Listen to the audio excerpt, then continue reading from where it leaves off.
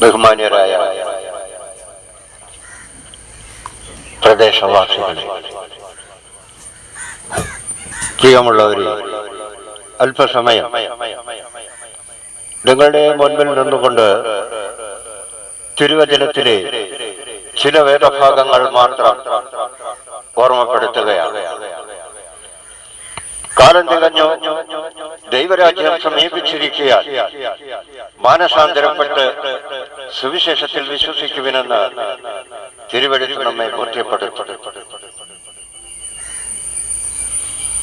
കർത്താവായ യേശു ക്രിസ്തു തന്റെ പരസ്യ ശുശ്രൂഷയുടെ കാലയളവിൽ പറഞ്ഞതാണ് ലോകത്തോട് പ്രകാരം: നിങ്ങളുടെ ഹൃദയം കലങ്ങിപ്പോകരുത്, ദൈവത്തിൽ വിശ്വസിപ്പിൻ, എന്നിലും വിശ്വസിപ്പിൻ.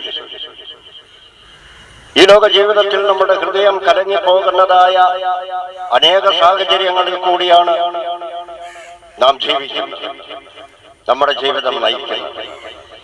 എന്നാൽ ദൈവത്തിൽ ആശ്രയിക്കുന്നവർ അങ്ങനെ ഹൃദയം കലങ്ങി വേദനപ്പെടേണ്ട യാതൊരു ആവശ്യവുമില്ല എന്ന് യേശു ഇവിടെ പറയുക.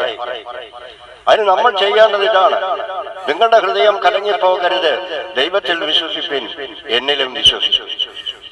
തീർച്ചയായും കർത്താവായ യേശു ക്രിസ്തു നമ്മളെ ആശ്വസിപ്പിക്കും.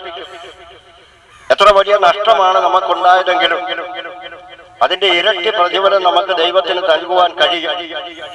എത്ര വലിയ മാനസിക സംഘർഷങ്ങളാണ് നമ്മൾ നേരിട്ട് കൊണ്ടിരിക്കുന്നതെങ്കിലും അതിനെയൊക്കെ അയവ് വരുത്തുവാൻ ദൈവത്തിന് കഴിയും. എത്രയേറെ മാനസികമായി തകർന്നിരിക്കുന്ന അവസ്ഥയിലാണ് നമ്മളെങ്കിൽ ആ തകർച്ചയിൽ നിന്നൊക്കെയും ദൈവം നമ്മെ ഉയർത്തും. മാനസികമായി എത്രയധികം നാം വേദനിക്കുന്നുവെങ്കിൽ ആ വേദനകളെയൊക്കെയും മാറ്റി ഇരട്ടി സന്തോഷം നൽകുവാൻ തക്കവണ്ണം ദൈവം ശക്തനാണ്. ആ ദൈവം നമ്മെ സ്നേഹിക്കുന്നു. അതാണ് കർത്താവ് പറഞ്ഞത്: നിങ്ങളുടെ ഹൃദയം കലങ്ങിപ്പോകരുത്, ദൈവത്തിൽ വിശ്വസിപ്പിൻ, എന്നിലും വിശ്വസിക്കുവിൻ എന്ന്. മത്തായിയുടെ യോഹന്നാന്റെ സുവിശേഷം 14-ാം അധ്യായം 1-ാം വാക്യമാണ്. മത്തായിയുടെ സുവിശേഷം 21:21 പറയുന്നത്: നിങ്ങൾ സംശയിക്കാതെ വിശ്വാസം ഉള്ളവരായ ഈ അത്തിയോട് ചെയ്തത് നിങ്ങളും ചെയ്യും എന്ന് മാത്രമല്ല, ഈ മലയോട് നീങ്ങിപ്പോകുവാൻ പറഞ്ഞാൽ അത് കടലിൽ ചാടിപ്പോകും എന്നാണ്. അപ്പോൾ യേശു അത്തിയോയെ ശപിച്ചു. ആ അത്തി വേരോടെ ഉണങ്ങിപ്പോയി. എന്നാൽ ശിഷ്യന്മാർ ചോദിച്ചപ്പോൾ, ശിഷ്യന്മാരത് കണ്ട് അത്ഭുതപ്പെട്ടപ്പോൾ ശിഷ്യന്മാരോട് യേശു പറഞ്ഞതാണ്: ഈ മലയോട് നീങ്ങിപ്പോകുക എന്ന് പറഞ്ഞെന്നാൽ അത് കടലിൽ ചാടി പോകും എന്ന്. കാരണം നമ്മുടെ ജീവിതത്തിൽ അനേക പ്രതികൂലങ്ങൾ നമ്മുടെ മുൻപിൽ വന്ന് നിൽക്കും.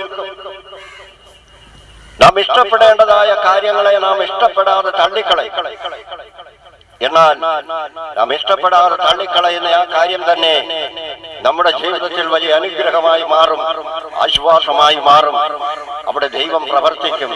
അതാണ് ദൈവത്തിന്റെ പ്രവൃത്തി. നിങ്ങൾ സംശയിക്കാതെ വിശ്വാസം ഉള്ളവരായാൽ ഈ അത്തിയോട് ചെയ്തതുപോലെ നിങ്ങളും ചെയ്യും എന്ന് മാത്രമല്ല, ഈ മലയോട് നീങ്ങിപ്പോക എന്ന് പറഞ്ഞെന്നാൽ അത് കടലിൽ ചാടിപ്പോകും എന്നാണ്. അപ്പോൾ അത്തിയോട് എന്താണ് ചെയ്തത്? വിശ്വാസത്തോടെയാണ് അത് ചെയ്തിരിക്കുന്നത്. യേശു ശപിച്ചു, അത്തി വേരോടെ ഉണങ്ങിപ്പോയി. ഇതുപോലെ പ്രിയമുള്ളവരെ, നമ്മളുടെ മുൻപിൽ നിൽക്കുന്നതായ ശത്രുവിന്റെ പ്രതിരോധങ്ങളെ നമ്മൾ വിശ്വാസത്തോടെ ശ്വാസിക്കുന്നുവെങ്കിൽ, അല്ലെങ്കിൽ വിശ്വാസത്തോടെ അതിന് ശപിക്കുന്നുവെങ്കിൽ അത് നീങ്ങിപ്പോകുവാൻ ഇടയായി തീരും. അത് അന്ധകാര ശക്തികളെ ദൈവം ശപിച്ച് നീക്കിക്കളയുകയാണ്. മാത്രവുമല്ല, ദൈവത്തിന് ഇഷ്ടമില്ലാത്ത, ദൈവത്തിന് ഫലമില്ലാത്തതായ ഒന്നും ഭൂമിയിൽ കാണരുതേ എന്ന് ദൈവം ആഗ്രഹിക്കുന്നു. അതാണ് ഇവിടെ യേശു പറയുവാനും ഇടയായി. 1 പത്രോസ് 1:8 അവനെ നിങ്ങൾ കണ്ടിട്ടില്ലെങ്കിലും സ്നേഹിക്കുന്നു, ഇപ്പോൾ കാണാതെ വിശ്വസിച്ചും കൊണ്ട് തന്നെ.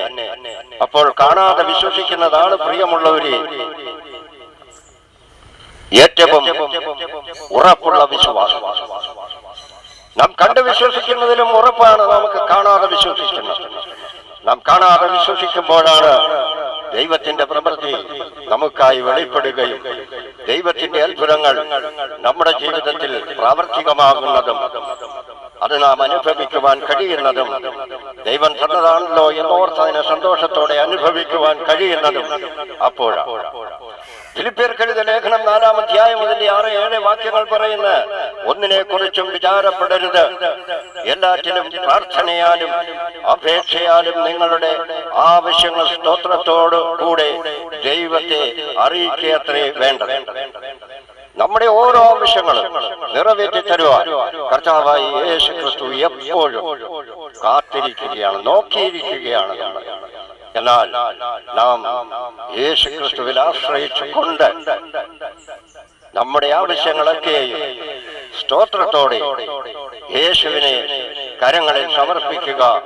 അപ്പോൾ നാം പറയേണ്ടത്, എന്റെ ദൈവം ഇതെനിക്ക് തന്നതിനായി ഞാൻ സ്തോത്രം ചെയ്യുന്നു.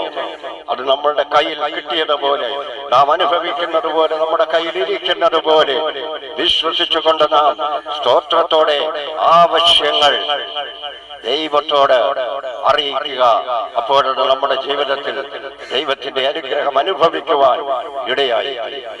എന്നാൽ സകല ബുദ്ധിയെയും കവിയുന്ന ദൈവ സമാധാനം നിങ്ങളുടെ ഹൃദയങ്ങളെയും നീനവുകളെയും ക്രിസ്തുയേശുവിങ്കൽ നമുക്ക് കാണുവാൻ.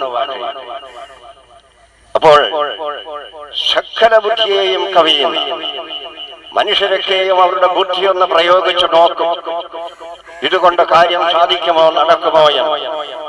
എന്നാൽ നമ്മുടെ ബുദ്ധിക്ക് നിരക്കാത്തതും നമ്മുടെ ബുദ്ധി കൊണ്ട് നമുക്ക് വേണ്ടി അത് ഉപകാരപ്രദമാക്കുവാൻ കഴിയാത്തതുമായ അനേകം കാര്യങ്ങൾ നമ്മുടെ ജീവിതത്തിൽ ഉണ്ടാകും. അപ്പോഴാണ് നമ്മുടെ ആവശ്യങ്ങൾ നമ്മുടെ ബുദ്ധി കൊണ്ട് നടക്കുന്നില്ല എന്നും ദൈവത്തിൽ ആശ്രയിച്ചെന്നാൽ നമ്മുടെ ആവശ്യങ്ങൾ അത് ദൈവം നടത്തിത്തരുമെന്നും നമുക്ക് അറിയുവാൻ കഴിയും.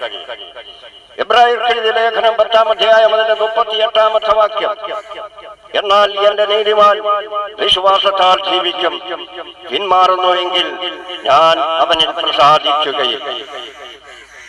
ഒരു മനുഷ്യന് നീതിമാനാകണമെങ്കിൽ ദൈവത്തിന്റെ കൃപ അവന്റെ മേൽ പകരും. അപ്പോഴാണ് അവൻ നീതിമാനാകുന്നത്. ആ നീതിമാൻ വിശ്വാസത്താൽ ജീവിക്കും.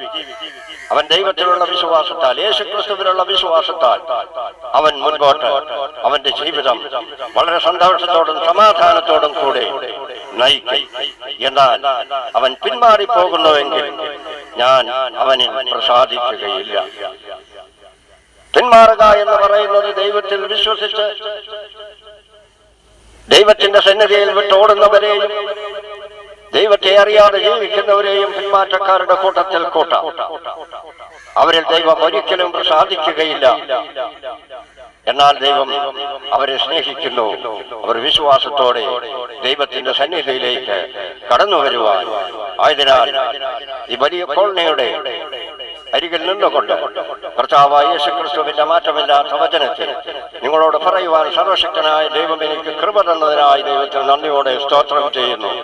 പ്രിയമുള്ളവരെ, നിങ്ങൾക്ക് ഓരോരുത്തർക്കും വേണ്ടി ഞാൻ പ്രാർത്ഥിക്കുകയാണ്. കഷ്ടതകളും പ്രയാസങ്ങളും ബുദ്ധിമുട്ടുകളും ഒക്കെയും നിങ്ങൾ അനുഭവിക്കുന്നുണ്ടാകും. എന്നാൽ സർവശക്തനായ ദൈവം നിങ്ങളെ അനുഗ്രഹിച്ച് ആശ്വസിപ്പിക്കുകയും നിങ്ങളെ സമാധാനിപ്പിക്കുകയും ചെയ്യട്ടെ എന്ന പ്രാർത്ഥനയോടെ നിങ്ങളുടെ ആവശ്യങ്ങളുടെ മേലൊക്കെയും ദൈവം പ്രവർത്തിക്കട്ടെ. നിങ്ങളുടെ ഹൃദയങ്ങളിലും നിങ്ങളുടെ ഭവനങ്ങളിലും കർത്താവായ യേശുക്രിസ്തുവിന്റെ സ്നേഹവും സമാധാനവും സന്തോഷവും എപ്പോഴും എപ്പോഴും ഇരിക്കട്ടെ.